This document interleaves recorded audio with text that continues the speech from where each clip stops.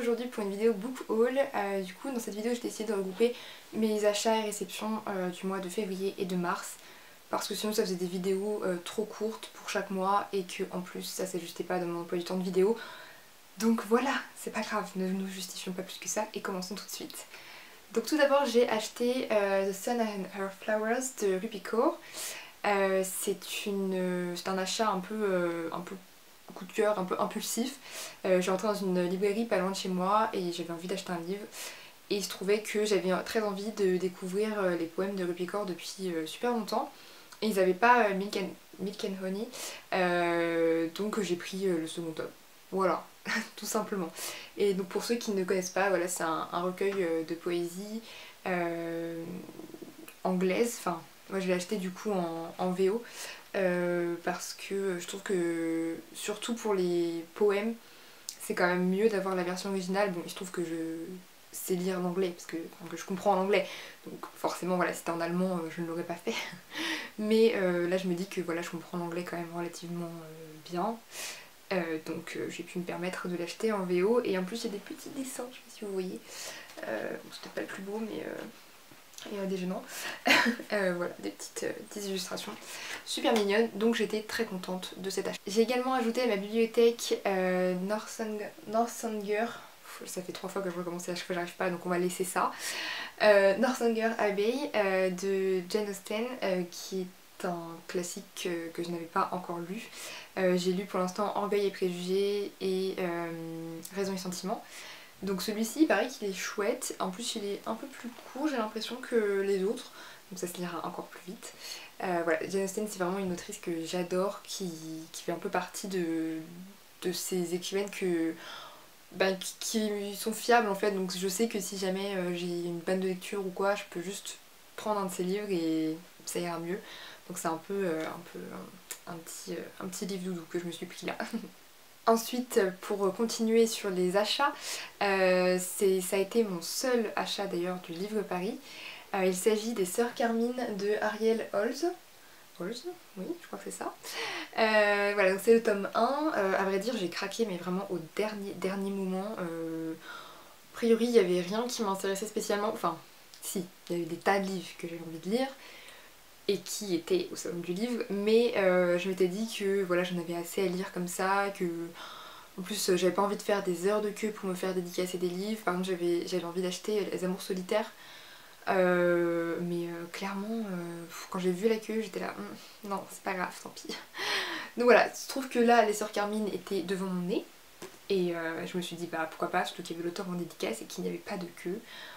Le pauvre d'ailleurs quand j'y pense, mais voilà, toujours est-il que je l'ai acheté et pour l'instant je suis à peu près à un tiers et j'adore, vraiment j'aime énormément. J'avais vu plein de chroniques super positives sur ce livre et ben écoutez, pour le moment je rejoins leur avis, hein. C'est vraiment très très bon, c'est un univers très particulier, c'est on va dire de l'urban fantasy, mais franchement je trouve que c'est bien plus que ça. C'est tout un univers un peu noir, hein, clairement, mais hyper riche, hyper recherché et en même temps hyper léger, donc moi j'adore.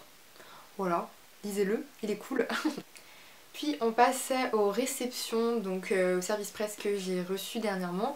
Tout d'abord j'ai reçu How to Stop Time de Matt Haig.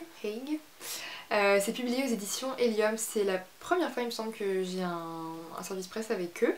Donc je les remercie de leur confiance et en fait je me suis laissée tenter parce que ce livre là a l'air assez original et bon ils ont dit que c'était un best-seller, donc je me suis dit peut-être que ça vaut le coup de se laisser tenter. En gros c'est un livre qui a l'air, alors dans les faits pas extrêmement original, mais apparemment le traitement l'est.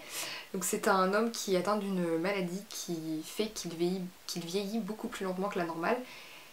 Et du coup forcément sa vie est un peu compliquée parce que il a pas forcément envie que les autres découvrent ce secret, parce qu'on sait très bien ce qui risquerait d'arriver. Voilà, il deviendrait un peu un animal de foire, donc voilà, ça a l'air sympa. Je crois pas que j'ai déjà lu des histoires comme ça, bon à part Twilight et tout comme ça, mais ça n'a rien à voir. Donc voilà, là ça a l'air très chouette. Je vous en dirai des nouvelles assez vite, j'espère. Je croise les doigts. Ensuite j'ai reçu le dernier tome de la saga Horizon. Oui, enfin il me semble que c'est le dernier tome, mais je crois, ouais. C'est publié donc chez les éditions Albin Michel Jeunesse et en fait ça change d'auteur à chaque tome. C'est une saga, moi j'aime bien dire que c'est entre Lost et Vendredi la vie sauvage. C'est-à-dire que c'est des jeunes qui ont survécu à un crash aérien et qui se retrouvent sur une île hyper bizarre avec des robots et une espèce de... Alors, je sais pas s'il y a vraiment un dôme, mais en tout cas voilà, ils sont complètement coupés du monde entier et il se passe des trucs un peu chelous. Et voilà, donc c'est super court et c'est très agréable à lire. Moi j'ai adoré les 3 premiers tomes, donc je pense que celui-là va pas faire long feu dans ma pile à lire. Même si je dois avouer que je suis extrêmement déçue par cette couverture. Bon, déjà que j'étais pas hyper fan des autres, mais alors là, voilà, excusez-moi, hein, mais non, ça passe pas. Heureusement qu'ils sont bien.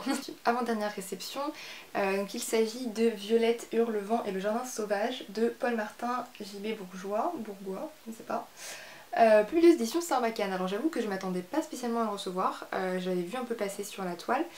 C'est des épreuves non corrigées, donc apparemment ça va être un gros best-seller, en tout cas c'est ce qu'ils promettent.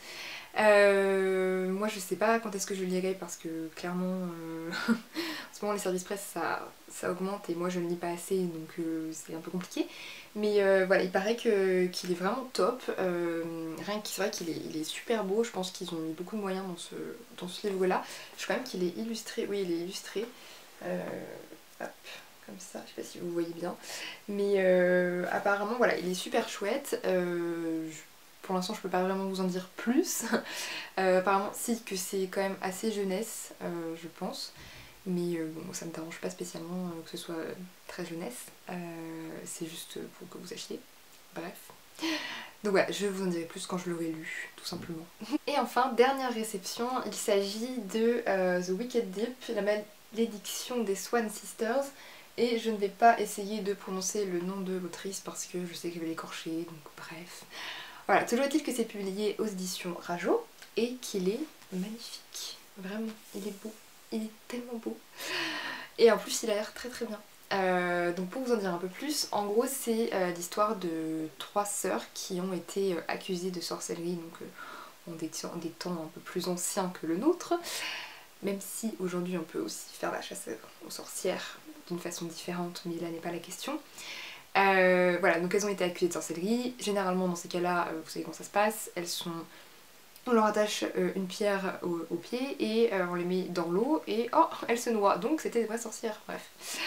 Voilà, donc elles sont mortes, mais elles reviennent tous les étés comme des sortes d'âmes et elles vont hanter le corps de jeunes filles et chaque année du coup il y a des morts parce qu'elles se vengent. Voilà, donc ça a l'air assez sanglant, assez sombre, mais en même temps ça a l'air hyper chouette et apparemment les droits audiovisuels ont été vendus à Netflix, donc je pense que ça va être pas mal quand même, hein. Ça va être assez cool. En plus le thème des sorcières est quand même assez présent en ce moment, je trouve, on en parle beaucoup. Il y a un essai qui s'appelle Sorcière que j'ai très envie de lire, je me souviens plus du nom de l'autrice mais il paraît que c'est vraiment très chouette, on me l'a conseillé. Voilà, dites-moi si ça vous dit quelque chose, si vous connaissez, ou... Je suis assez curieuse d'avoir votre avis. Cette vidéo est terminée, j'espère que elle vous aura plu, que vous aurez pu découvrir un peu des romans que vous ne connaissiez pas. Il y en a certains qui ne sont pas encore sortis, je suis désolée, vraiment je fais mal mon travail. Mais j'ai oublié de vous dire quand est-ce qu'il sortait. En tout cas je crois que Violette Hurlevent c'est pas avant mai. Et celui-ci je crois qu'il va pas tarder à sortir. Mais je crois que ça va être fin avril. Mais voilà, vraiment je suis désolée. Et les autres, a priori, ils sont sortis, hein, voilà. N'hésitez pas à vous abonner, à partager cette vidéo si vous en avez envie, à la commenter surtout parce que ça me fait super plaisir à chaque fois d'avoir vos retours. Et puis sur ce, eh bien, je vous dis à la prochaine pour une nouvelle vidéo. Bye!